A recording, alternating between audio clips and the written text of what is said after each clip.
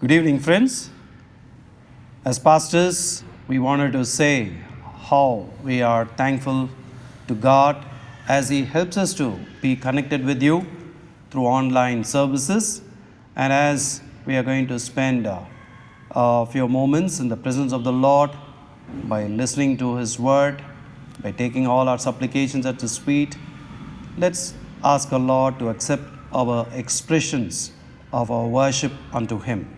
And I read these familiar verses from Psalm 134 before I do the prayer. Praise the Lord, all you servants of the Lord, who minister by night in the house of the Lord. Lift up your hands in the sanctuary and praise the Lord. May the Lord, the maker of heaven and earth, bless you from Zion. Let's look to the Lord in prayer.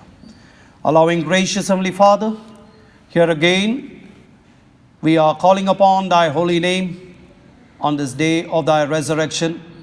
Father God, we thank You for speaking to us continuously. And Father God, even as our people are worshiping You from the respective home, it's our prayer that let each and every one unite their hearts to spend a few moments at Your feet, O Father. You accept our hymns, our praises, our prayers, our meditation, and every aspect of this worship this evening, O Father. Continue to speak to us. In Jesus' name we pray. Amen. In opening, let us all sing this hymn, For the Beauty of the Earth.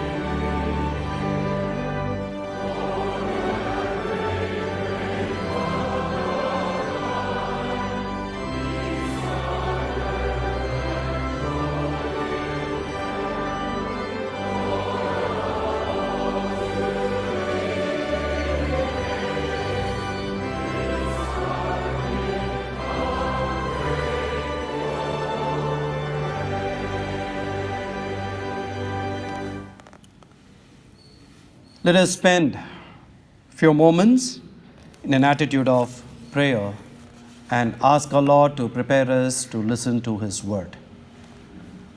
Our most loving, gracious Heavenly Father, we thank you for accepting our praises. We thank you for speaking to us as thy children who are strengthened through our praises unto you. As strong people in Christ Jesus, we are bringing all our supplications. And also, Father, we also confess our shortcomings.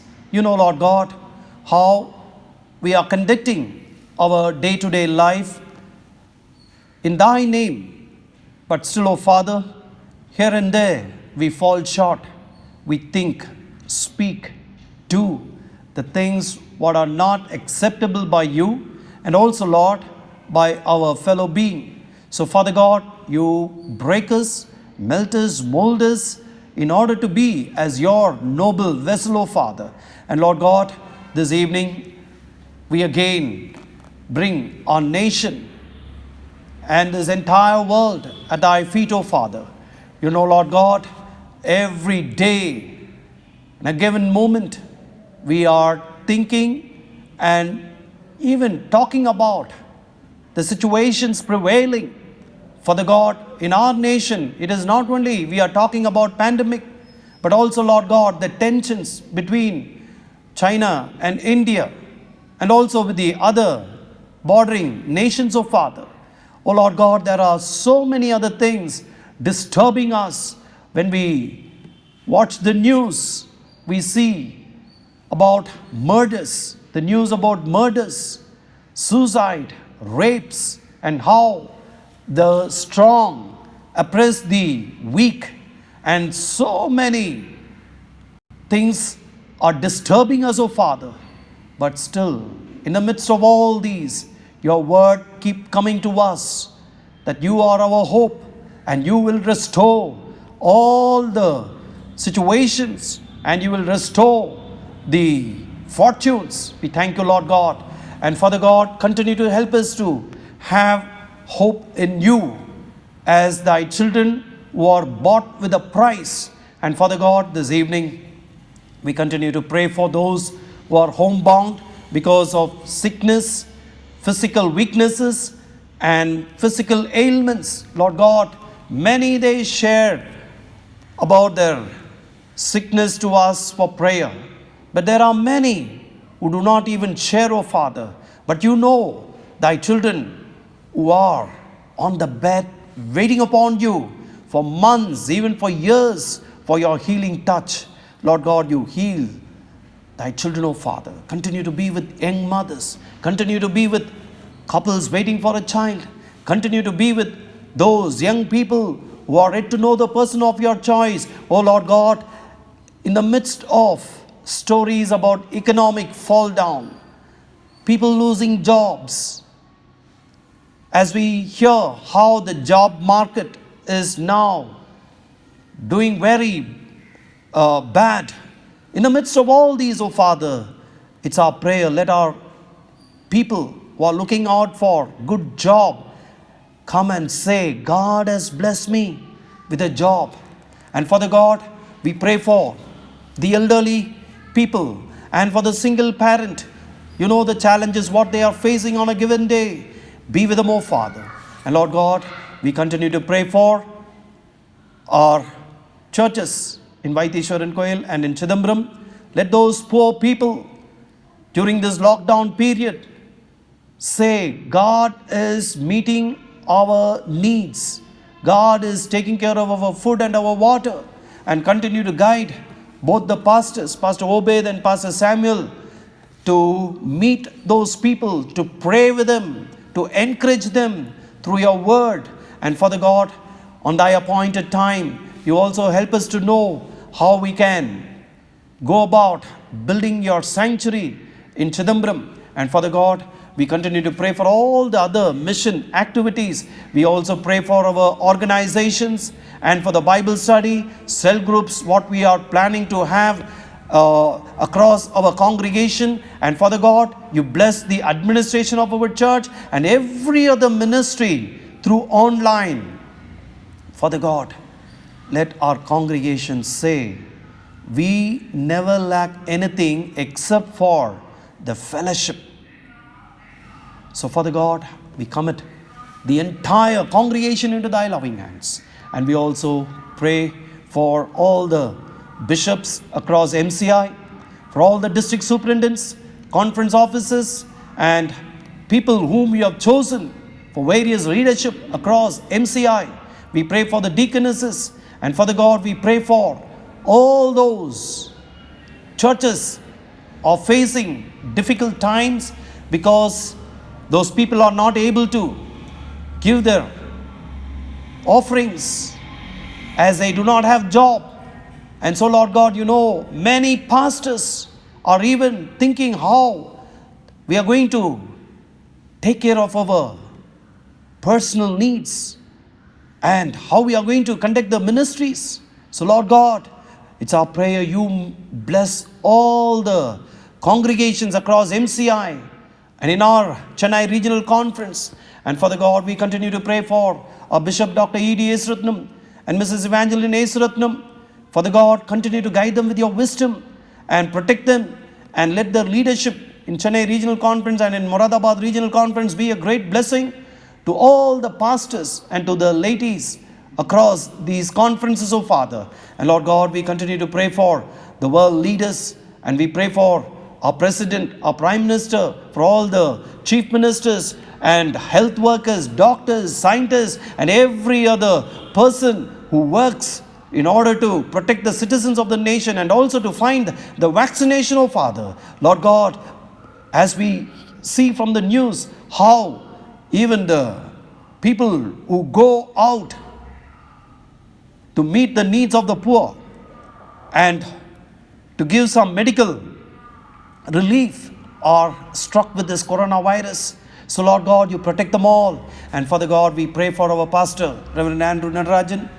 Father God, as he will be sharing your word this evening, let every word which comes forth be a great blessing to all of us, O Father. So, Lord God, once again we are praying, you prepare us to enter into the 7th month in an attitude of prayer. In another few days, O Lord God, as we will be completing this month by thy grace and your mercies with a heart of thanksgiving, with prayers, O Father, we will see the 7th month of this year. We give you all the glory and honor, and we ask you this in the name of our Lord and Savior Jesus Christ, who has taught us to pray, our Father, who art in heaven, hallowed be thy name. Thy kingdom come, thy will be done on earth as it is in heaven. Give us this day our daily bread, and forgive us our trespasses as we forgive those who trespass against us. And lead us not into temptation, but deliver us from evil. For thine is the kingdom, the power, and the glory, forever and ever. Amen. Now I kindly request Mr. Lawrence Michael to read to us the scripture lesson. The scripture lesson is chosen from 2 Kings chapter 7 verses 1 and 2 and then 17 to 20. The scripture lesson is taken from 2 Kings chapter 7 verses 1 and 2 and from verses 17 to 20. Elisha said, "Hear the word of the Lord. This is what the Lord says. About this time tomorrow, a seah of flour will sell for a shekel, and 2 shears of barley for a shekel at the gate of Samaria." The officer on whose arm the king was leaning said to the man of God, "Look, even if the Lord should open the floodgates of the heavens, could this happen?" "You will see it with your own eyes," answered Elisha, "but you will not eat any of it." Now the king had put the officer on whose arm he leaned in charge of the gate, and the people trampled him in the gateway, and he died, just as the man of God had foretold when the king came down to his house. It happened as the man of God had said to the king, "About this time tomorrow, a seah of flour will sell for a shekel, and 2 shears of barley for a shekel at the gate of Samaria." The officer had said to the man of God, "Look, even if the Lord should open the floodgates of the heavens, could this happen?" The man of God had replied, "You will see it with your own eyes, but you will not eat any of it." And that is exactly what happened to him. For the people trampled him in the gateway, and he died. This is the word of the Lord. The Lord is good, His love endures forever. Dear brothers and sisters in Christ, in the name of our Lord and Savior Jesus Christ, I would like to greet you all this evening. Once again, God enabled us to come together in this manner to worship Him and also listen to His word. We praise God for the last 14 Sundays. He enabled all of us to participate through these online services. During the month of June, we chosen the topic restoration, and also we have selected various passages from the Bible, and we meditated under various titles: Make Us Glad, Restoration of Fortunes, Lord restored the fortunes of Job, David recovered all, Compassionate Father restoring the son, restoration of joy, restoration of the David's tent, and finally, now we are going to end with the floodgates of heaven. Floodgates of heaven. If you missed any one of the series, I request you to kindly visit the AMC YouTube channel. If you are not subscribed yet, please do so for immediate updating. This evening, we are going to meditate, as I said, under the theme, the floodgates of heaven. We praise God for this beautiful reading by Mr. Lawrence Michael, and from 2 Kings chapter 7, verses 1 to 2 and verses 17 to 20. However, I'm going to cover the whole chapter. It is a little longer chapter. If you find time, please take time to read and also meditate God's word. Under this theme, the floodgates of heaven, we are going to see three aspects from this particular passage. One is the power of the man of God. Second one is the power of the word of God. Third one is the power of the proclamation of the gospel. The power of the man of God, the Bible very beautifully puts here the prophet Elisha. Elisha is the main character here. He is the hero of this particular chapter. When we want to know about Elisha is a very interesting person in the Bible. Among the Jewish prophetic tradition, the twin prophets known as Elijah and Elisha are very, very important characters and personalities. Prophet Elisha was introduced as a man of great energy in 1 Kings chapter 19, verse 19, and he surrendered himself completely to the Lord and also to his master trainer, prophet Elijah. In 1 Kings chapter 19, verses 20 and 21. He earned the double power of prophet Elijah. Therefore, he had a special power to minister to the people. Not only that, even in his deathbed, he had a power to speak to the people. With full power, he declared the word of God. Even it is said that after his death, a man was buried in his tomb, where that young man revived again and came back to life. So Elijah was a very, very interesting personality in the Bible. Elisha also was going through the same problem of the Samaria. What we read in chapters 5, 6, 7, 8, what is happening in the 2 Kings, in the city of Samaria, people are going through problems. Now the full ministry of Elisha is found in all these chapters. Especially this particular chapter is very, very important for us to understand the power of man of God. The power of prophet Elisha. Elisha was also going through the same problem because now the city Samaria was besieged for many months. We do not know for how many years. And they were going through this problem. The problem was so serious, it went to the extremity of cannibalism. They started to, the women started to boil their own children for their lunch, for their dinner. What a terrible days of famine the Samaria city was going through.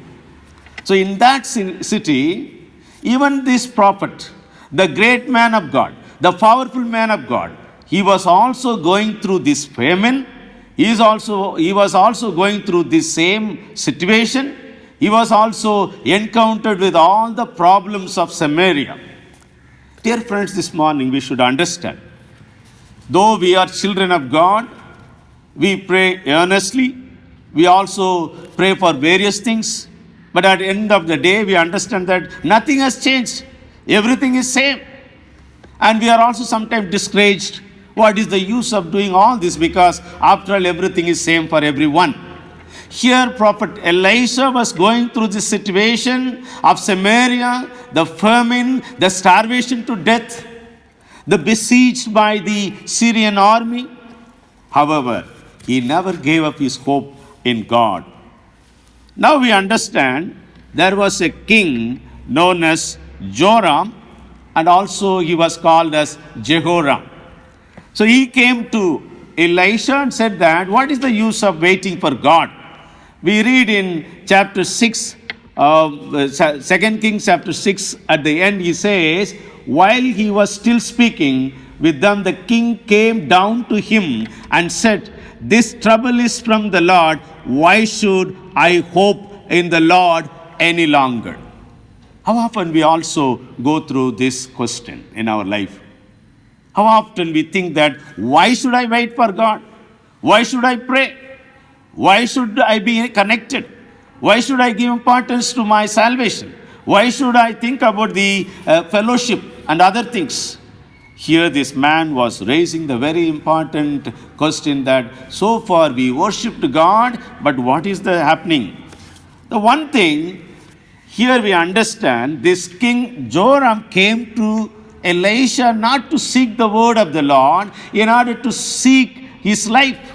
We read in this verse that I am going to see that this man, in verse 2 Kings chapter 6 verse 31, he said, so may God to do me and more if the head of Elisha son of Shaphat stays on his shoulders today. He came to destroy him after seeing the cannibalism, after seeing that nothing had changed in his city. How often we start to do the blame game one another. On one another thing, the things are happening because of this person, this government, that government. The same thing is happening here. Now, the king Joram came, but the word of God also came to Elisha. King Joram wanted to kill Elisha for three reasons. One, Elisha used to be a great counselor and advisor to King Joram. Many occasions he told what was happening, and therefore he was enjoying that one. But today, he has seen that it is not happening. And usually, Elisha used to tell when the enemy will come, where they will camp, and what would happen, according to 2 Kings chapter 6, verses 8 to 10. And so easily used to overcome them.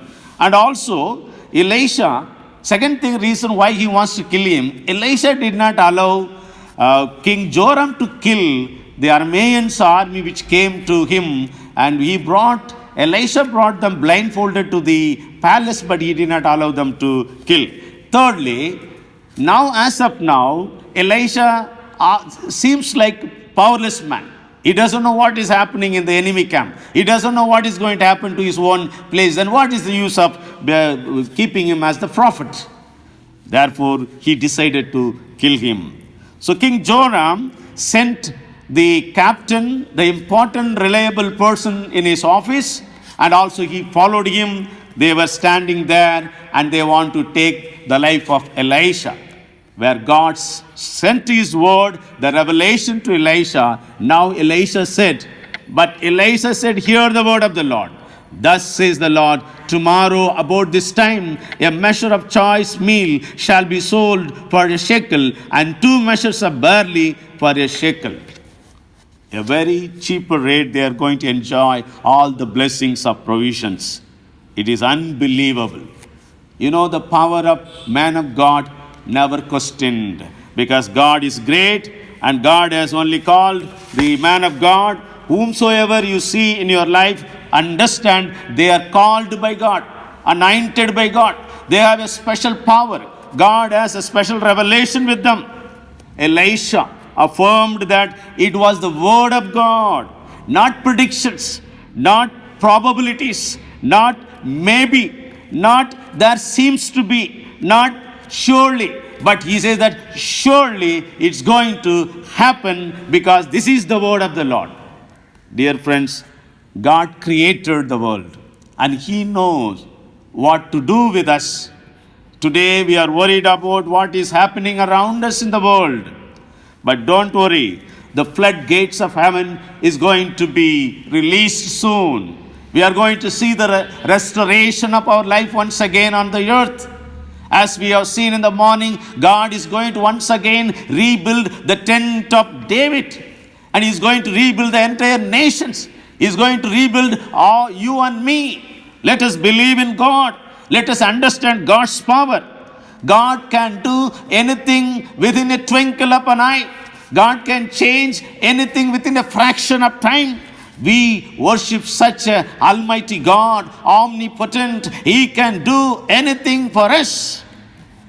This officer did not understand the power of God. He did not believe the floodgates of the heaven. And he is not able to understand the floodgates of heaven can feed the whole world, can bless the whole world from eternity to eternity.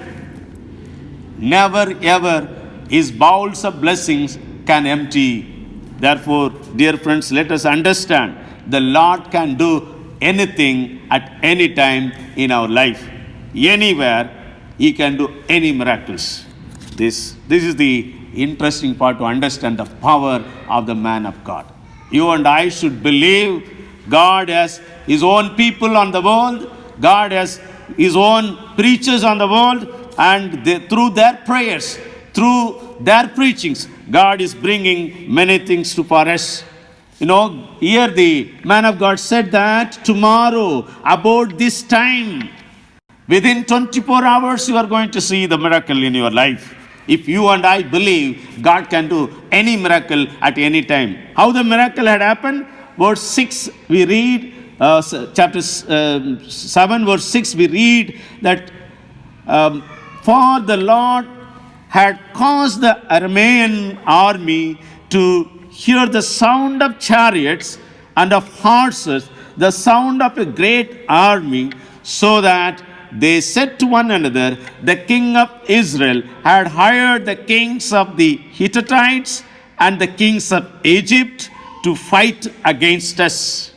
God has caused the divine music. What a interesting to see that God can do anything to bring miracles, to perform miracles to God's people. So there was a divine music. They heard a sound, that's all.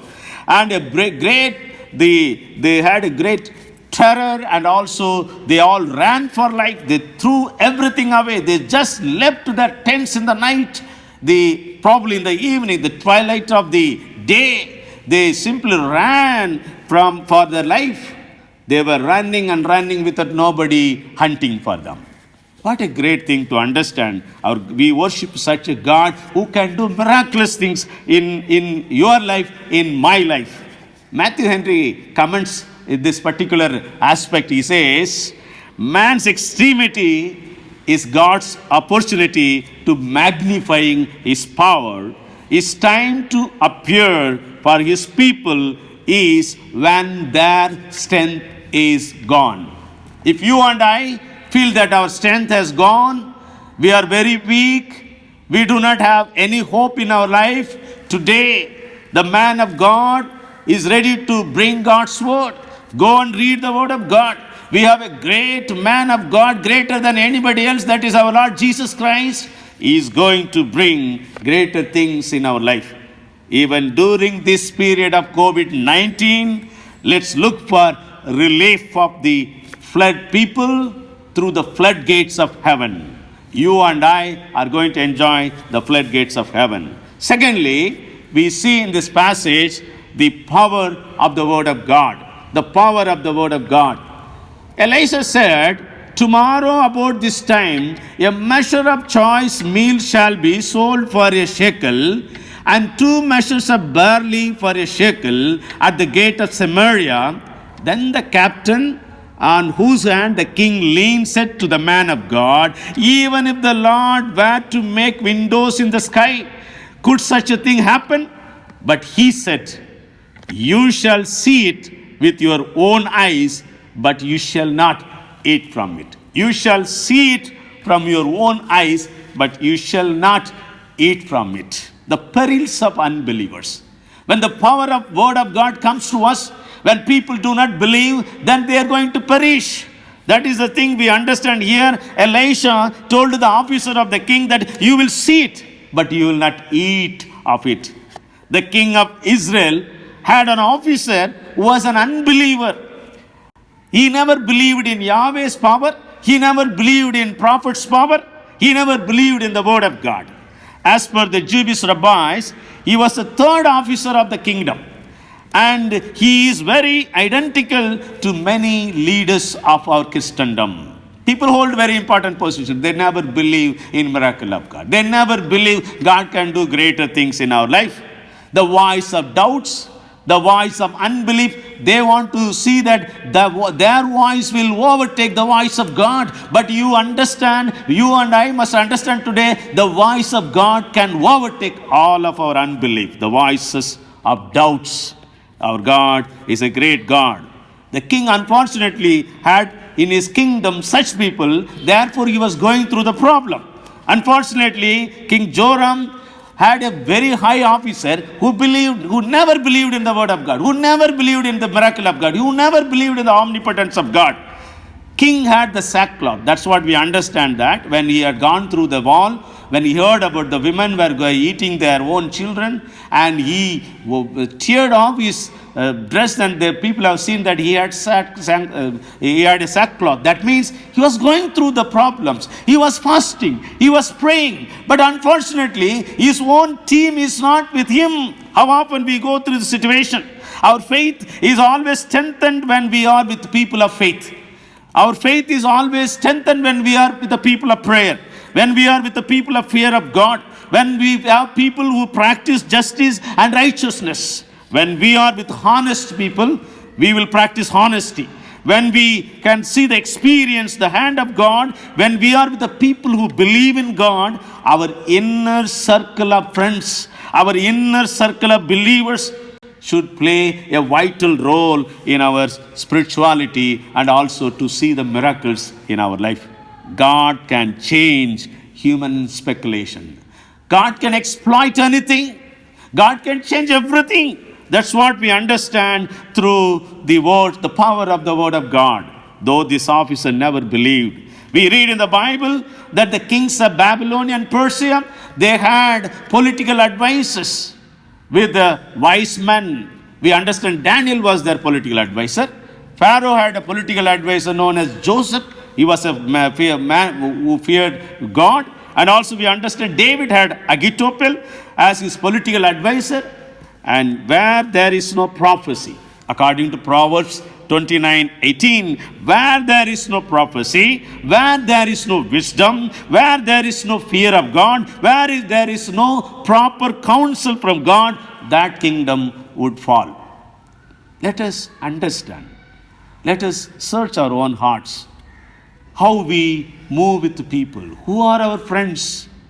Whether people of faith, people of hope, people of encouragement, people who believe that God can do anything for us, or people who are discouraged, disturbed, people of disheartened, people who do not believe in the Word of God. You and I have to search our own friendship circle. The enduring word comments like this: Prophet Elisha was so upset with the king's officer who doubted the powers of God, who doubted the creativity of God, who doubted the ability of God. How often we also doubt everything? The whole Bible sometimes we doubt. The whole thing we are doubt. The future we doubt. The present we doubt. Here the Lord is telling us that the power of God is also manifested through the power of the word of God. You and I have to come to God, and real government is God's government. The quasi-government of Jerome is going to fall, but the real government of God is coming down. Today, you and I are ruined by the people. Because of we all are going through the malnutrition. Today, many people are going through because of the maladministration. But God is going to bring great changes in the world.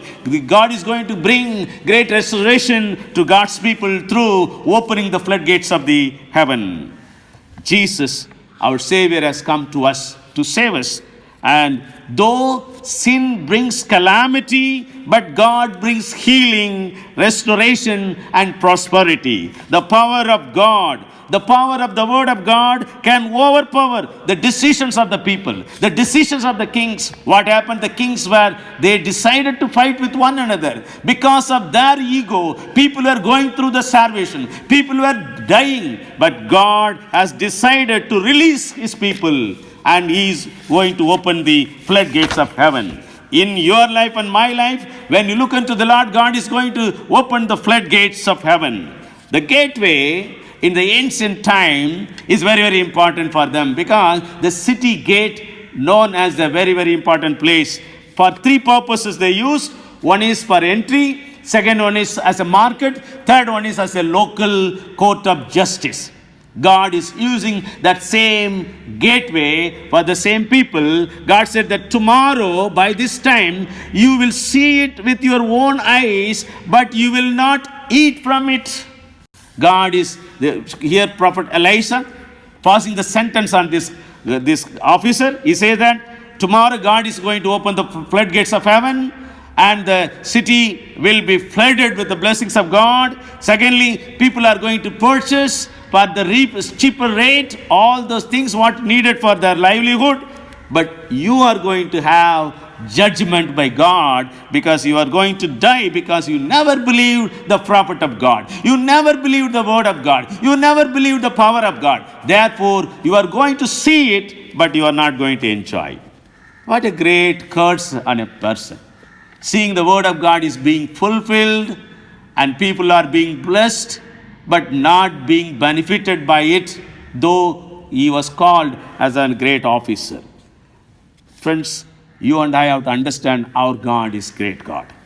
The citizens of Samaria were starving for many months, but God is going to open them floodgates of blessings. You and I are going to see that restoration soon. We are going to enjoy in our life. Anyone who saw the word of God is being fulfilled and not being benefited by it is a great curse upon that person. How often the believing community is not enjoying the fullest blessings of God because of their rational behavior, because of their unacceptance of the word of God, because they don't believe in the word of God. How often people won't even listen to the word of God? They think that this preacher is not pleasing me. You know, Elisha was not pleasing, but he was a prophet of God, a man of God. He had the word of God, therefore he preached. God has intervened in the history of Israelites on many occasions and many situations. Their history was full of miracles and wonders from the day God appeared to Moses till the day they were scattered around the world. Numerous miracles they had seen. Countless wonders were their experiences. God intervened for them every moment, every time, whenever they needed of Him. What a fantastic experience of spirituality while we walk along the Bible to understand all those miracles. Yes, we have so many examples in the Bible. God rained hailstones to redeem people. God rained manna to feed God's people. God sent squirrels to feed them. God, we worship such a great God. who stretches out his hand, he can just open the windows of the floodgates of the heaven and we can enjoy God's blessings. That's why Paul is quoting from the Old Testament understanding in 1 Corinthians chapter 10 verses 1 to 12. Very, very important. We should read and we should understand warnings from Israel's history. He says, I do not want you to be unaware, brothers and sisters, that our ancestors were all under the cloud and all passed through the sea and all were baptized into Moses in the cloud and in the sea, and all ate the same spiritual food and all drank the same spiritual drink, for they drank from the spiritual rock that followed them, and the rock was Christ. Nevertheless, God was not pleased with most of them, and they were struck down in the wilderness. Now these things occurred as examples for us, that so that we might not desire evil as they did. Do not become idolaters as some of them did, as it is written, the people sat down to eat and drink and they rose up to play. We must not indulge in sexual immorality as some of them did, and 23,000 people fell in a single day. We must not put Christ to the test, so some of them did and were destroyed by serpents. And do not complain as some of them did and were destroyed by the destroyer. These things happened to them to serve as an example, and they were returned down to instruct us, on whom the ends of the ages have come. So, if you think you are standing, watch out that you do not fall.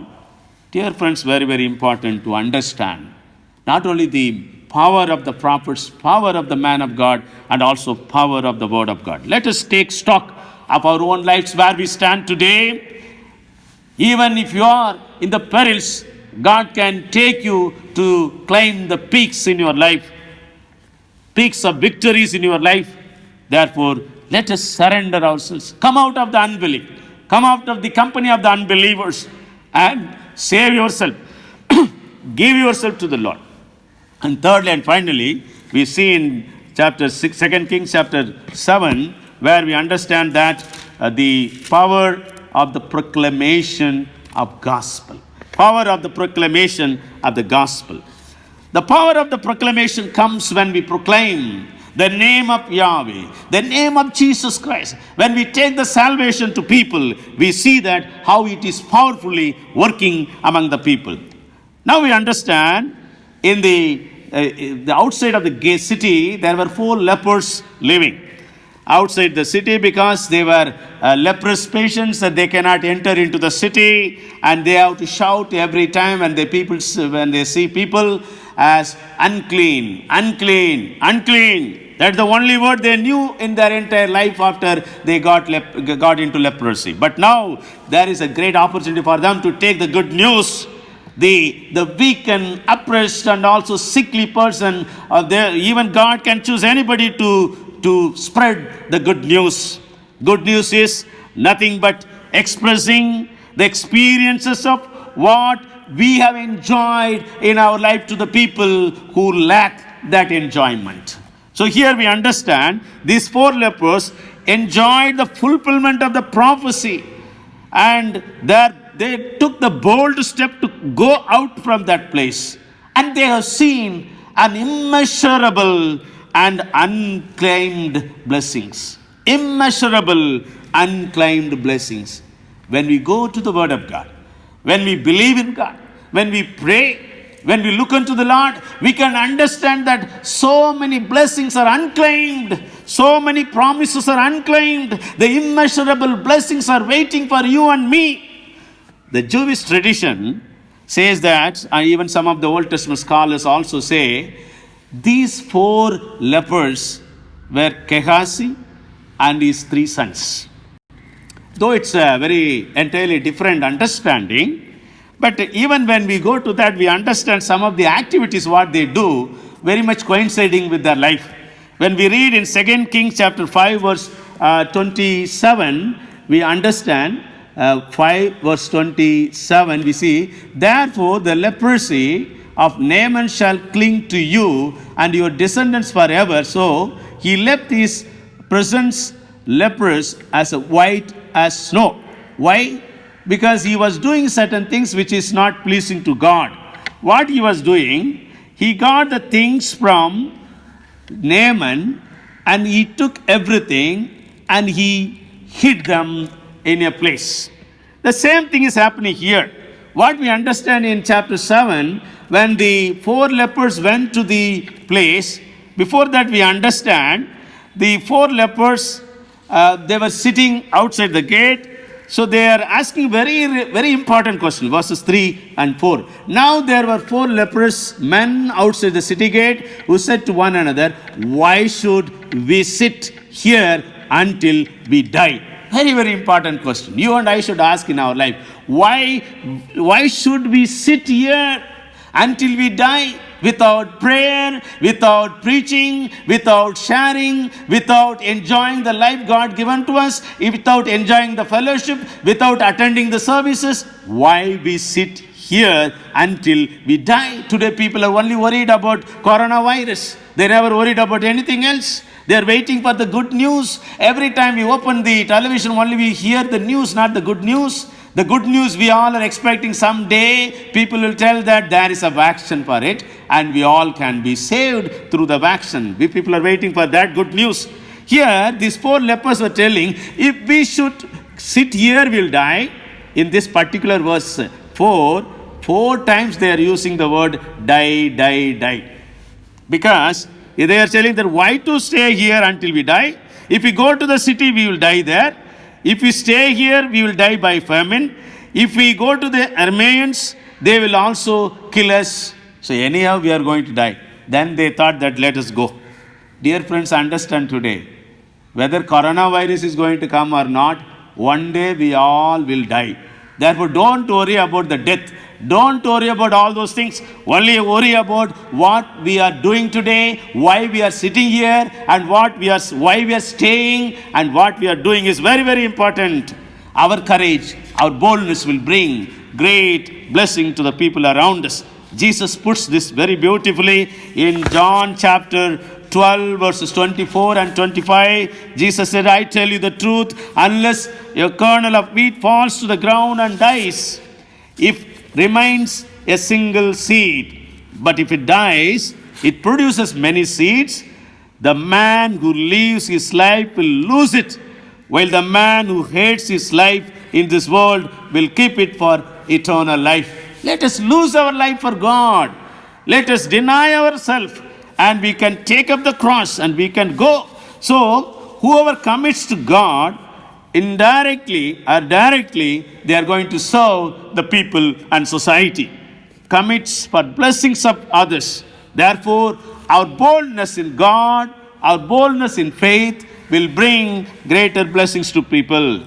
As we meditate in the last week about the lost son who came back, and it's very important, Luke chapter 15 verse 17-20, it says that I will rise, I will go, I will confess. Likewise today, these people have decided that why should we sit? Let us stand, let us go, and let us do the things, whatever we are going to meet, we'll meet.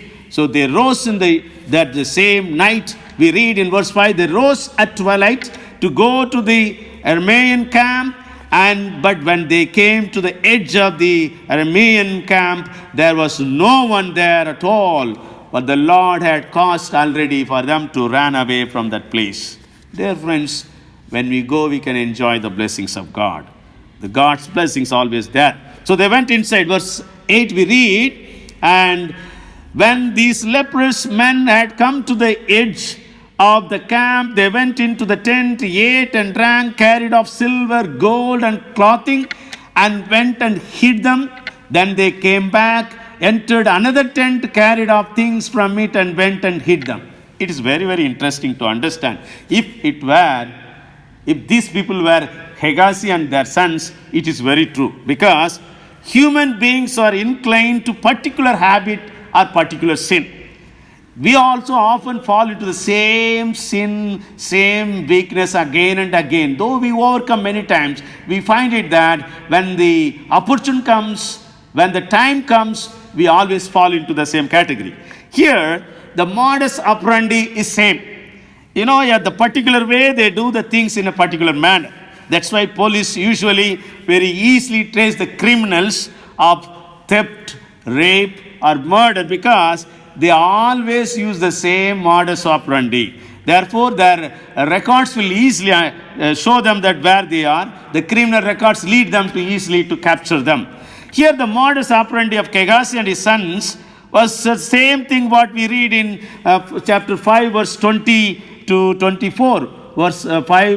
Chapter 5, verse 20, we read that Gehazi, the servant of Elisha, the man of God, thought, my master has left that Aramean Naaman of too lightly by not accepting them from him what he offered. As the Lord lives, I will run after and get something out of him. So Gehazi after Naaman, when Naaman saw someone running after him, he jumped down from the chariot to meet him and said, is everything all right? He replied, yes, but my master has sent me to say, 2 members of a company of prophets have just come to me from the hill country of Ephraim. Please give them a talent of silver and 2 changes of clothing. Naaman said, please accept 2 talents. He urged him and tied up 2 talents of silver in 2 bags with 2 changes of clothing and gave them to of his servants, who carried them in front of Gehazi. When he came to the citadel, he took the bags from them and stored them inside. He hid them inside. So it was their habitual sin. Now they understood what they were doing is not right. Verse 9 says, then they said to one another, what we are doing is wrong. What we are doing is not right. This is the day of good news. If we are silent and until the morning, we will be found guilty. You know, they are already found guilty and they are already punished. In the Orthodox Jewish Bible, this particular verse is translated like this. Then they said to one another, we do not do right. This day is a Yom Peshorah, and we hold our peace. If we tarry till the daylight, some Avon or punishment for being sinful will overtake us. Punishment will overtake us because they are already living under the punishment. Therefore, they are telling we should not increase our punishments. Let us go out. So they came and called to the gatekeepers. Dear friends, this morning God has given good news to us. The good news of eternal life. The good news of Jesus Christ, who always walk with us. We need not worry about what is going around us. Don't worry about anything, the situation, the hopeless situation. But God is going to change everything in your life and in my life. The wages of sin is death, but the gift of God is eternal life in Christ Jesus our Lord, according to Romans 6:23. The good news is given to us. You and I have to carry the good news. The good news will elevate us. The good news will bring new life to us. You know, these 4 men, they went and told, and we have seen that what had happened, and God brought everything to happen, and this officer died on the gate. And also later we understand in 2 Kings chapter 8 verse 4, this same Gehazi once again elevated to be the servant in the king's court. We read in verse 4, chapter 8, now the king was talking with Gehazi, the servant of the man of God, saying, tell me all the great things that Elisha has done. Some people say that this chapter is misplaced, but I do not believe those things. But it is very clearly communicating to us when we preach the gospel, when we proclaim the word of God, we will be elevated, we will be blessed, we will enjoy God's blessings in our life. Dear friends, today you and I are given the great mission of preaching God's good news to the people. Let us once again remember the whole passage. Chapter 7 talks about the power of the man of God, the power of the word of God, the power of the proclamation of gospel. Gospel of Jesus Christ can bring changes to the nations, can bring changes to every one of us. Let us look for God, the great restoration in our life. May God continue to bless us to enjoy the blessings found in chapter 7 of the second Kings, especially the floodgates of heaven is opened for you and me through our Lord and Savior Jesus Christ. Amen. God bless you. Shall we all close this evening service with a closing hymn, My Faith Looks Up to Thee.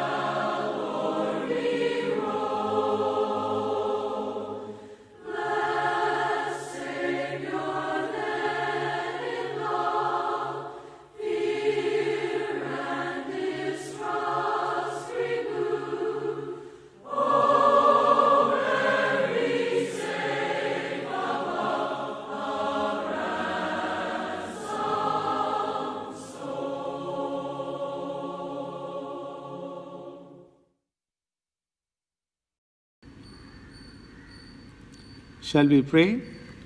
Father, once again we praise you and worship you with a grateful heart. We come to you, Lord, for this evening service. We thank you, Lord, for the closing of the last week, especially in the month of June. O Lord, with faith, we depart from thy presence. As children of God, we look forward God's floodgates of heaven in our lives. Help us, Lord, that we will continue to believe the power of God, the power of the Word of God, the Creator who can change our scenario, the hopeless, tasteless life. The Lord can change everything in our life. Therefore, we commit ourselves, Lord, for the day which you have set for each and every one of us, the day of hope, the day of greater blessings. Within a moment, a fraction of seconds, even within a twinkle of an eye, oh Lord, you can change everything in our life. Therefore, we surrender once again. Continue to bless us, Lord. All glory and honor to your name. We pray in the name of our Lord and Savior Jesus Christ. Amen. Let us receive the benediction of the grace of our Lord Jesus Christ, love of God the Father, and fellowship of the Holy Spirit be with you all and remain with you all now and forevermore. Amen.